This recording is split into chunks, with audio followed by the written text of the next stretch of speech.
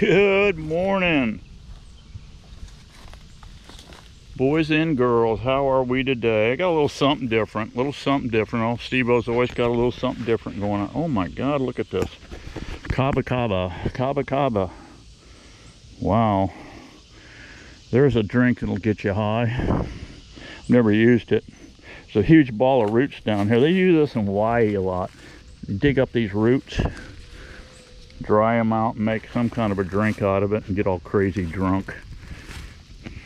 Just about like the guys that are running this country right now. I tell you what, guys, I just bought sugar the other day, 71 cents a pound, gasoline up crazy.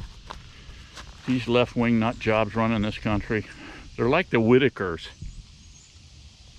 Have you guys seen the Whitakers? Oh, they're a piece of work. You remember the guys back in the day? We had Deliverance, the movie Deliverance, Burt Reynolds. Yeah, they were going down the river there, and they heard dueling banjos. And if you ever go down a river, especially up, further north of me here around the Swanee River or Steenahatchee River, up in that area, Yankee Town, all those little rivers up in there. If you hear dueling banjos, guys, you start paddling like crazy in them freaking canoes. I'm telling you, they're up there. They are up there. I've been there. They get that wild grin look in their face when they see you. You're in town there at the gas pump or something. They'll look at you and grin. That's what that's what we got running the country right now. But if you want to see the Whitakers, just pull up. Taking the Whitakers to the state fair. There's this girl out there. She takes the Whitakers here and there, and then she was dancing with the Whitakers. Look at that. That's what we got running the country right now, guys. The Whitakers. I swear, it's absolutely insanity. Insanity what we got going on. Gas prices and my sugar prices high because we got Whitakers running this thing. Yeah, they're talking about global warming. Yeah, right, global warming. Yeah. No, Mother Nature's doing what she's always done. She's heated, she's cooled. She's heated, she's cooled. Good Lord, guys. We have got to get a handle on this. We can't have these nut jobs running around in jets, running all over. Shooting all over the universe in their private jets, telling us how to live, okay? All right, now here's something different. Let's get off of that because I can tell your blood pressure shooting up. I put this box on here on the 2nd. Today's the 4th of September. The bees are coming in.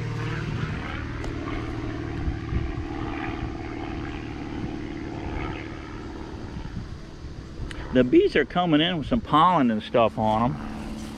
Looks like a mixed race of bees. We got black bees, yellow bees, a lot of pollen. There's some white pollen coming in. Yeah. Yellow pollen. The Spanish needle's blooming right now too. There's one with white pollen. Who knows what that is? I haven't seen any golden rain tree, but that should be coming pretty quick. This thing is blown out, guys. You got 10 frames of stuff here. And so I set this up. I put a jar of food in the center here, and I've got these in. They don't look like they're moving up into here at all. We're going to leave this on. We're going to leave this on all the way through till the end of pepper flow to see what happens. So we've got 8 jars in here. I got a little wax. I put wax in the bottom of these, and then I heat it up in hot water so it just stayed. I didn't want any wax on the sides of the glass or nothing. So it's only been 2 days in here. They're drinking this food. I put this quart jar, it was completely full. It's down to almost 1/3 now. So yeah, just a little something different, you guys. We don't know if this is going to work, but we'll find out, okay? I put these jars on at the same time. Some drink them faster than others, depending on the strength of the colony. There's one empty. Yeah. So anyway, we'll see what happens with that. I've got something I'm doing over here with starting seeds. A little something extra different for you. Let's go check it out. That storm we had the other day knocked down this tree. Of course, this tree was rotten. It goes all the way through there. It's crashed down on my Brazilian pepper here.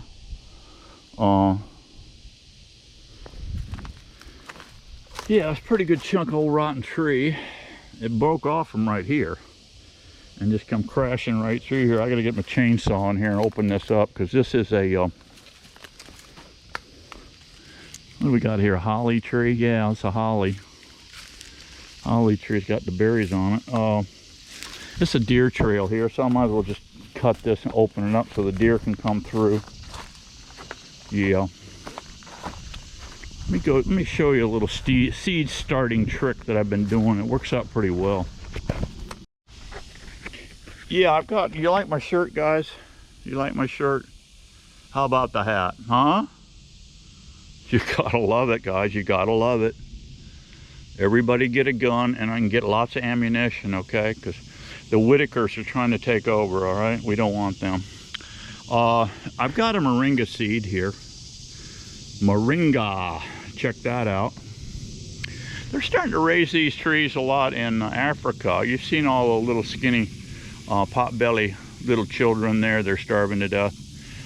They've got, I guess, a lot of goat milk, cow milk, but they didn't have much protein. And what they're doing is taking Moringa and what have I got here?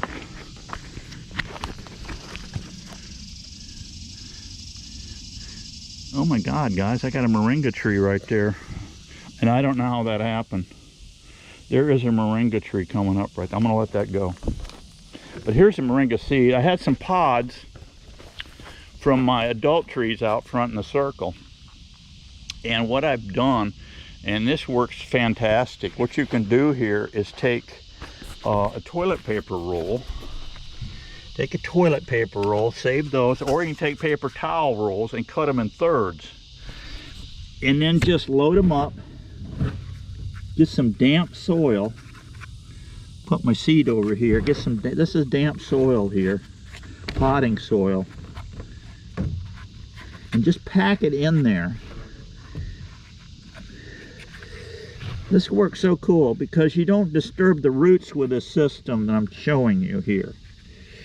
Okay, get it like that. Take your seed, leave it down about an inch, put your seed in there, then top it out. Top her out. Just like that. Now you've got this nice little container here, you see. And let's go put it in the incubator. A little incubator action over here on the front porch.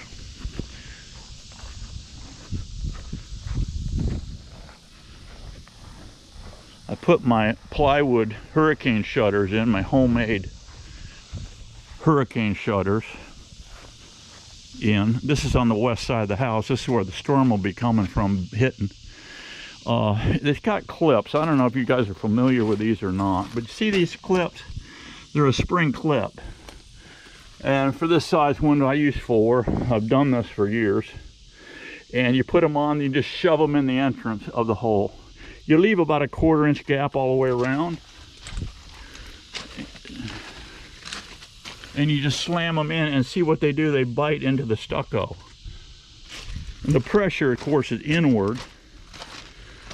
So yeah, it has 6 windows along this side. So I did them to all this side here. And they're gonna stay in until the storm season's over.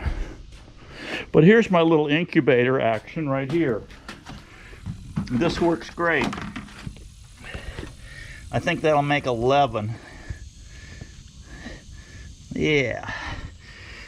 And that sphagnum moss in the bottom, that's damp. This is really damp, see? There's water squeezing out. And you set them in there, and they'll pop up. It's super humid in there, and they'll pop up.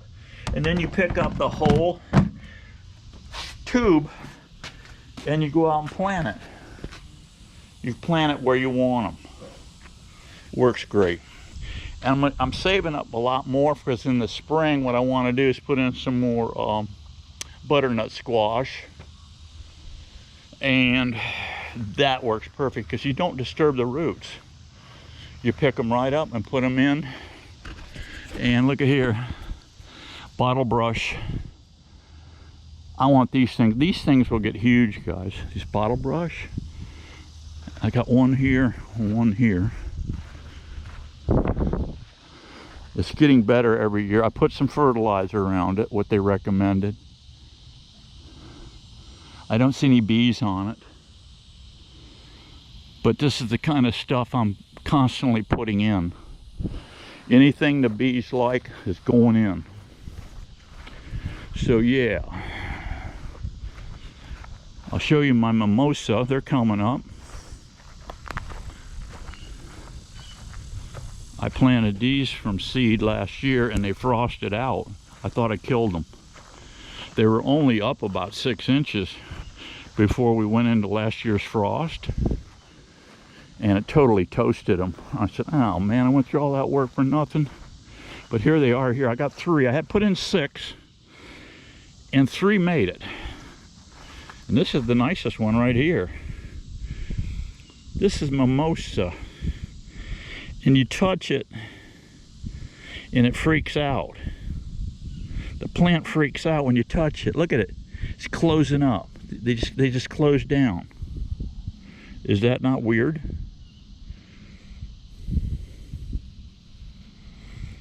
See that? You touch it and they start freaking out. And it starts closing up.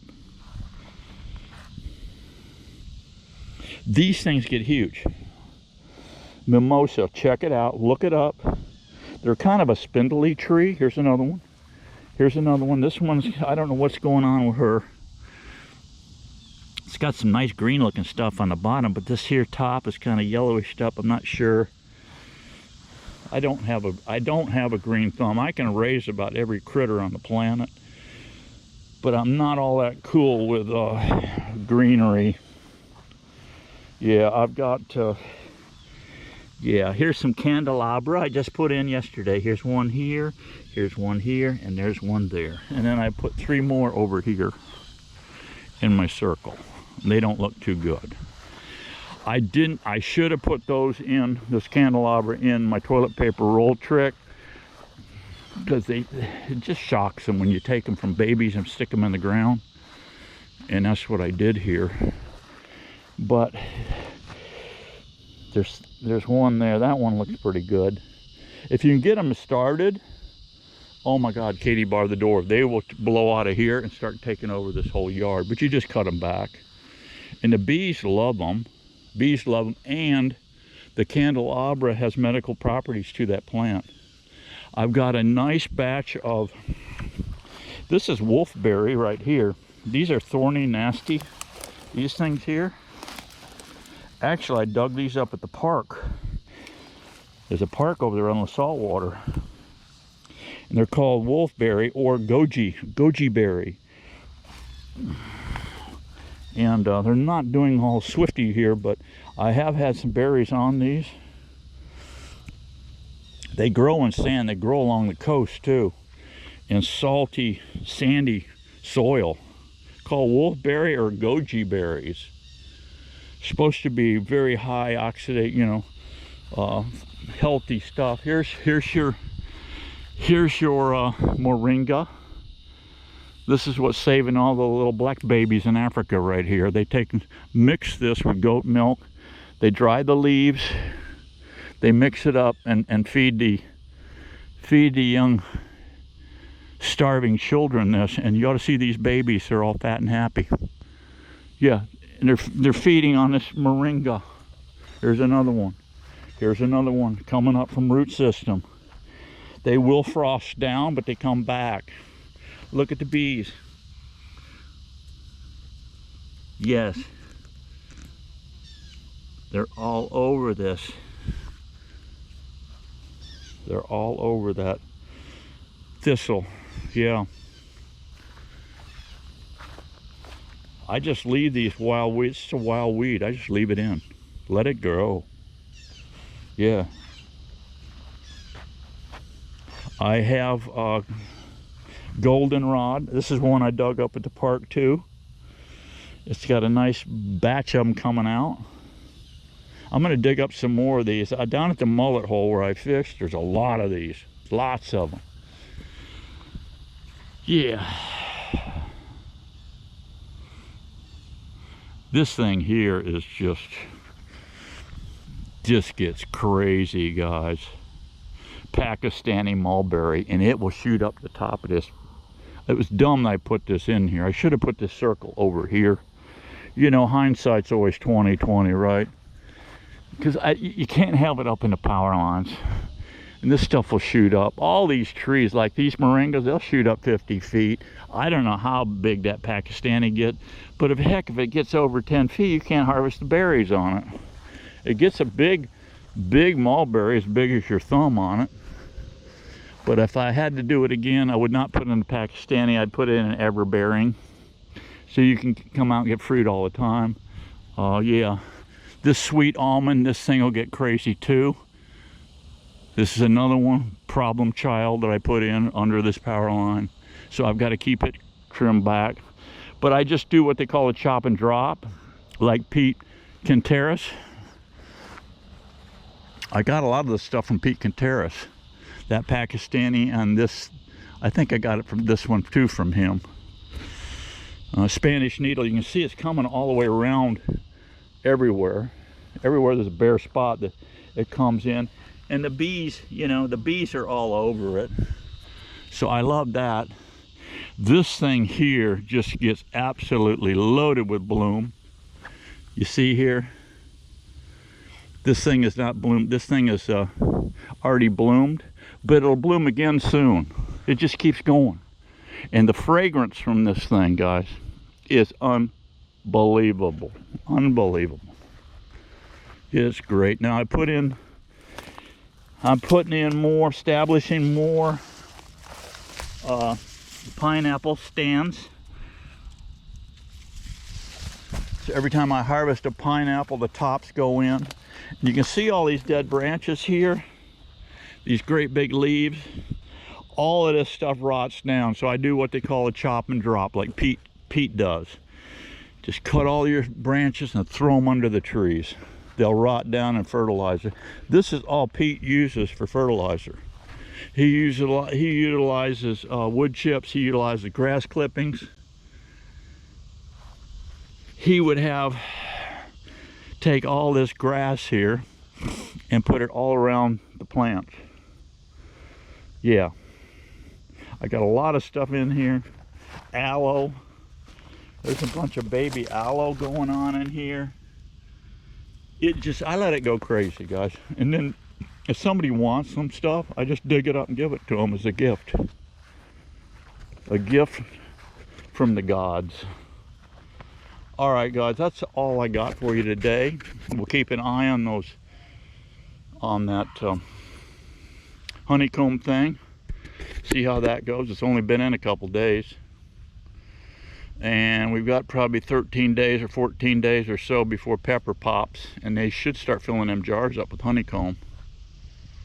So anyway, I will catch you on the next one. Thanks for stopping in. And just remember that I used to be a stud muffin, and I think I still am, though. And ladies, do me a favor. If you talk in your sleep, please don't mention my name, okay? Thank you. I'll see you on the next one. Bye-bye.